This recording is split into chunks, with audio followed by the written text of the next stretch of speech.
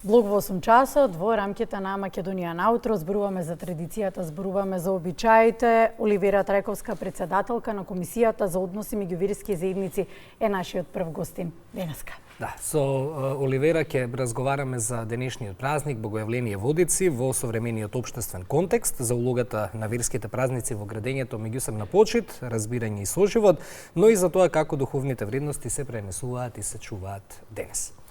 Добро утро. Официјално. Добро утро, Македонија, Бог се јави. Навистина се јави. За многу години нека ни е празникот. Господја Трајковска, како би објасниле духовната важност на Богојавление за современиот човек? Духовната важност на Богојавление е навистина многу голема, но пред да проговориме за тоа колку е голема духовната важност, мора да го споменеме моментот дека кога зборуваме за духовна важност, потребно е кај човекот да постои духовен развој. И сега во времињата во кои што живееме, кои што реално се времиња на морална ерозија, треба да се говори за тоа на кој степен е духовниот развој на современиот човек. И кога ќе тргнеме од тој аспект, зависно од степенот на духовниот развој, го компарираме и духовното значење на самиот празник. Духовното значење на Богојавление, како што реков, е од големи размери, бидејќи тоа е еден од централните христијански празници, посебно кај нас во православието, каде што Бог се објавува и со кое што на светот му се објавува постоењето на Божјото присуство. Тоа е димензија која што која ќе ја споредиме со световното е многу поголема, бидејќи оние луѓе кои што работат на својот духовен развој знаат колку значи едно измивање, едно покаяние, едно духовно скалило кое што вие ќе го постигнете во духовниот развој. Во тој контекст, значи и духовното значење на самиот празник, како што веќе напоменав, е навистина од огромни размери, но да не бидам погрешно сватена, тоа ќе го разберат оние кои што работат на себе и кои што се подвизуваат, односно имаат духовен подвиг. Така. Како празниците како еве денешниот Богојавление Водици придонесуваат за заедништво во општеството? Секако дека придонесуваат. Мене искрено ме радува моментот дека во поново време овие празници кои што ги чествуваме се повеќе предизвикуваат заедништво кај нас. Знаеме дека во општеството за жал постојат поделби од секаков аспект, но меѓутоа кога доаѓаат празниците некако меѓу луѓето се шири онаа позитивна енергија која што предизвикува да дојде до заедништво, па така заеднички без оглед на тоа дали припаѓаме на различни политички партии, дали имаме различни убедувања поглед на некои општествени прашања. Обично во храмовите или на местата каде што се извршуваат верските обреди, каде што се случува литургијата, се чувствува оној момент на заедништво, бидејќи ние кога се собираме реално во нашите свети храмови, никој не прашува на која партија припаѓаме или дали имаме различни општествени убедувања. Тогаш сите сме собрани во име на самиот празник кој што тој ден се чествува. Дали во контекст на ова што го велите, дали верските празници имаат улога во градење на меѓурелигиски диалог во Македонија? Секако. Значи празнувањето денеска ние го празнуваме во Богојавление, тоа е значи нашиот еден од нашите најголеми православни празници, но меѓутоа празнувањето и на останатите празници кои што се поврзани со останатите верски заедници, всушност го градат мозаикот во Македонија, кој што секако придонесува за еден меѓурелигиски диалог, бидејќи празнувањето и почитувањето на различностите, на обичаите, на традициите, на верата на различниот од себе е всушност еден темел на кој што почива меѓурелигискиот диалог. Така. Председателка сте, се извинувам, на Комисијата за односи меѓу верските заедници, па следствено на тоа, ајде малку и околу тоа како ја поддржувате соработката помеѓу различните верски заедници, која е всушност функцијата на комисијата. Ве гледаме вака ни гостувате за време на празници, но работите и останатите денови од годината, па ете убав е денот да ја доближиме вашата работа до гледачите. Реално, самата функција која што ја извршувам подразбира да бидам постојано во служба, односно сервисно ориентирана кон верските заедници, а тоа подразбира дека кога сите имаат продолжени викенди и кога се празнуваат обично оние празници, кога сите се дома, јас работам затоа што како нас, значи. Да, така. Јас работам затоа што на тој начин деновите кои што се предвидени според верскиот календар, независно дали станува збор за празник кој што е за представниците на исламската вероисповед или православната или еврејската, јас секаде присуствувам затоа што сметам дека на тој начин укажувам почит, односно поддршка на самата верска заедница, и тоа е само еден сегмент од она што го работи комисијата, бидејќи чествувањето на јубилеи и празници е само еден дел, но меѓутоа, како што реков, комисијата е сервисно ориентирана и тоа подразбира низа на активности кои што се поврзани со самите верски заедници, но истовремено и градење на конструктивен диалог помеѓу верските заедници меѓусебно, односно одреден број на лидерски средби, активности кои што го акцентираат тој момент и секако линк помеѓу државата и помеѓу верските заедници. Кои традиционални обичаи поврзани со водици се најзначајни за граѓаните денеска? Сега реално, ако зборуваме за обичаи, нели, обичаите се однесуваат на световниот дел, бидејќи во духовниот дел се знае денеска која е символиката, односно делот како се празнува самиот празник, бидејќи најважно за богојавление за нас како верници е да бидеме присутни на светата литургија, да се причестиме и да се поздравиме, односно радосно да го објавиме Божјото присуство, да се поздравиме со Бог се јави. А кога станува збор збор за световните обичаи, тука имаме повеќе обичаи, зависно од во кој дел нели на Македонија станува збор, има различни обичаи, но генерално главните обичаи кои што се поврзани со денешниот ден, знаеме, оние народски обичаи на подготвување на пресна погача, варење на пифтија или пача, како што го нарекуваат во одредени делови од Македонија, но како да кажам, символиката која ќе поврзите символиката на тие народни обичаи со она што конкретно означува самиот празник Богојавление, можеби ќе дојдат, ќе разберете дека нема никаква поврзаност помеѓу нив, бидејќи народното верување нели конкретно за подготвувањето на храната на пифтијата е дека се прави од одредени делови од животните, обично глава од животно, поврзано со отсекувањето на главата на Свети Јован Крстител, но меѓутоа денешниот празник нималку не е поврзан нели со тој дел од духовното празнување на Богојавление, бидејќи како што веќе знаеме, Богојавление е денот кога е светото крштение на нашиот Господ Исус Христос, па така символиката, односно поврзаноста помеѓу световните и духовните моменти на празнување на овој празник би кажала дека малте не немаат никаква поврзаност, но од друга страна морам да потенцирам дека обичаите, традициите на еден народ кои што се востановиле во текот на времето се всушност суштинскиот дел од македонскиот бит, бидејќи традицијата е она што го гради битот на еден народ и по кој што ние како народ продолжуваме да обстојуваме и се идентификуваме со тие обичаи, свесно или несвесно. Едно подпрашање кога веќе споменавме световни и духовни обичаи. Не ни беше планирано прашањево, но така и кажавте на почеток една убава порака. Треба повеќе да се свртиме и кон духовното. Каде се изгубивме на патот помеѓу световното и духовното? Гледаме многу верници, денес поважни им се обичаите, отколку тоа што го чувствуваат и на тој начин всушност да ја практикуваат верата. Верата подразбира хуманост, верата подразбира подадена рака. Меѓутоа, за жал, некако се изгубивме помеѓу световното, во трка по обичаите. Споменавте отсекување на глава на животно на денешен ден. Мислам, за таков обичај не ни треба да зборуваме кога прославуваме празник како Богојавление.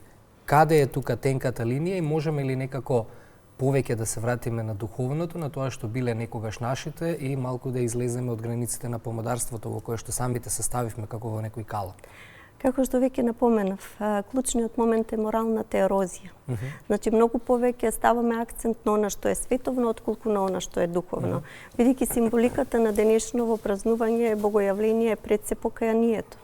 Значи, во овој световен живот во кој што живееме, колкумина од нас ќе се запрашаме, се спремни за покаяние, затоа што покајанието е моментот на измивање, односно умирање на стариот човек и раѓање на новиот човек. Колкумина од нас во денешно време во трката за материјалното ќе застанат и ќе се запрашаат што се имам јас во себе, дали имам потреба духовно себе си да се преобразам. Во тој момент кога ќе сватиме дека ни е потребна духовна преобразба, во тој момент кога ќе сватиме дека обичаите, како што реков, се ни изоставени суштински дел од битот, но меѓутоа од традицијата која што ние ја продолжуваме како народ и треба да се негуваат, затоа што тоа е карактеристика и тоа е моментот на самобитноста на еден народ, бидејќи тука го наоѓам и моментот кој што во последните децении кај нас се случува. Ние немаме чувство на национална припадност. Значи го изгубивме чувството на национална припадност, а истовремено со тоа и чувството на духовна припадност, бидејќи во морето на религии, во морето на напливи, на секакви учења, луѓето едноставно не можат да го препознаат вистинското учење. Значи, тука мораме да бидеме многу внимателни, бидејќи се нешто кое што ни се пласира и ни се сервира не е вистинското учење. И во тој контекст сметам дека духовниот акцент не само на денешниот празник, значи духовниот акцент на нас како луѓе, на нас како општество е многу битен и дека имаме потреба да се вратиме на тој момент посилно од било кога, за да се зачуваме самите себе си, за да ги зачуваме и идните генерации, бидејќи тие, како што веќе гледам, одат во погрешен правец и целосно се изгубени во сето тоа што како што реков ни се пласира. Во едно море на учење, во едно море на традиции и сега едно дете од 13 години кое што оди на фрлање на крстот и кое што ги гледа обичаите дома, доколку вие не му објасните кое е суштинското значење на празникот, дека да, ние ги негуваме тие обичаи, но меѓутоа големината, суштината на овој празник е всушност крштението на Господ Исус Христос, да му ги објасните сите суштински работи, тогаш тоа дете ќе ги почитува традициите и ќе ги негува до одредени размери, но меѓутоа другиот дел ќе биде оној суштинскиот дел и ќе го празнува празникот на тој начин како што доликува да се празнува. Добро, во контекст на ова што го споминавте, во ова современо, модерно општество кое што го живееме, рекордно 1000 капачи се пријавиле во Охрид да скокаат по Светиот крст. Многумина се млади и повторно ќе кажам и во контекст на прашањето кое што Ване го постави пред малку, која според вас е најважната порака која што ја носи денешниот ден, токму за младите, за идните генерации, за ова ново, модерно, современо општество?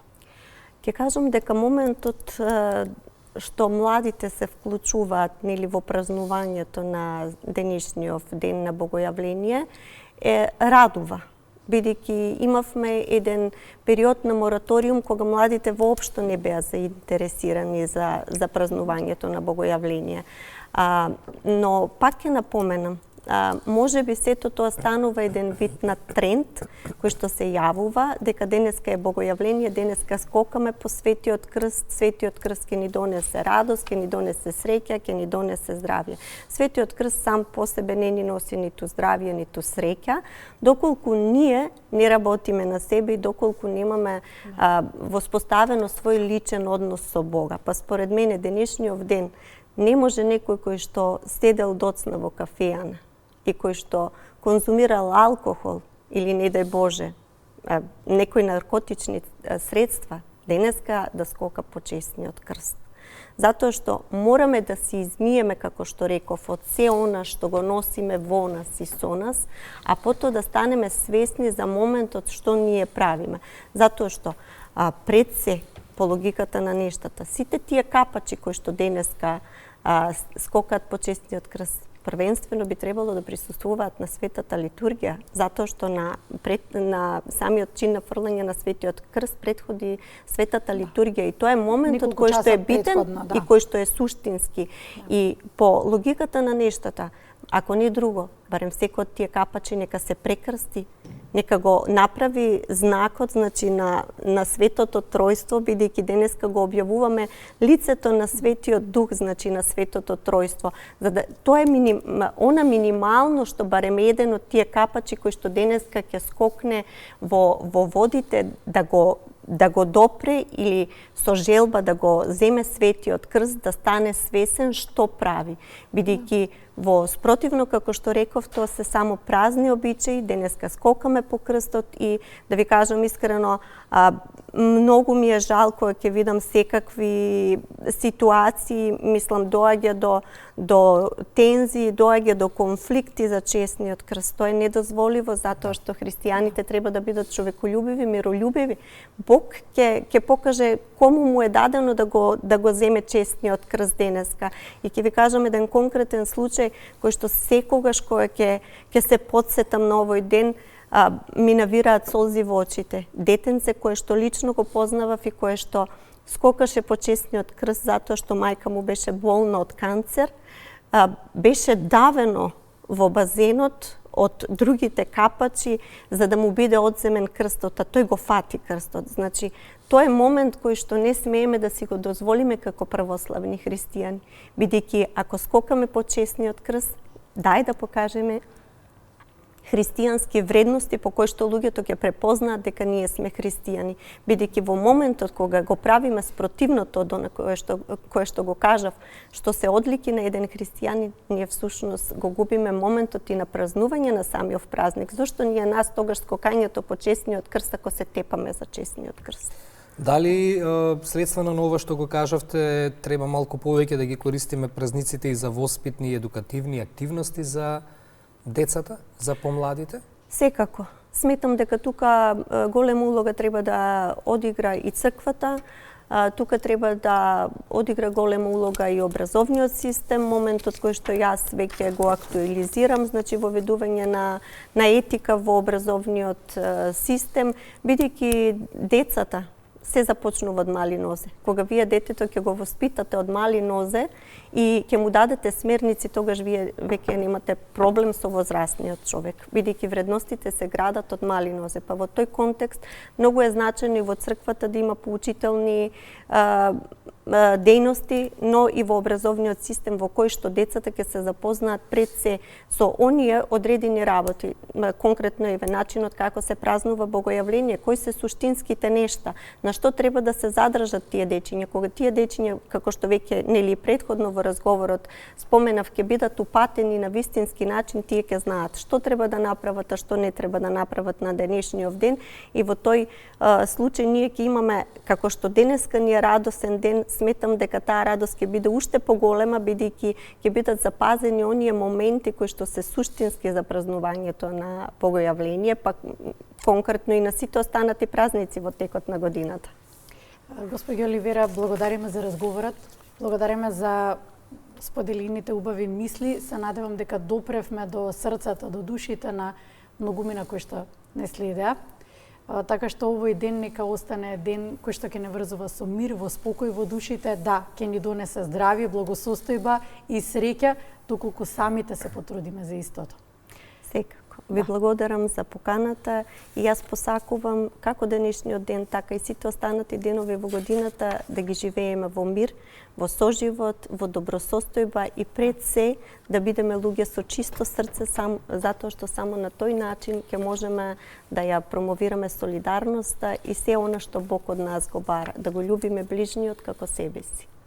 Благодариме многу за гледачите кои што сега ни се вклучуваат. Само да подсетиме, денеска комбинација и од утринска програма и од отворено студио со секако директни преноси од положувањето на Светиот крст во водите. Со преносите почнуваме по 10 часот, а до тогаш убави теми и разговори во студиото, но и линковски вклучувања. Одиме во Битола. Колегата направи кафе, тоа значи дека ние сме подготвени, дека ќе траеме до самиот крај на денешните чествувања, централни чествувања.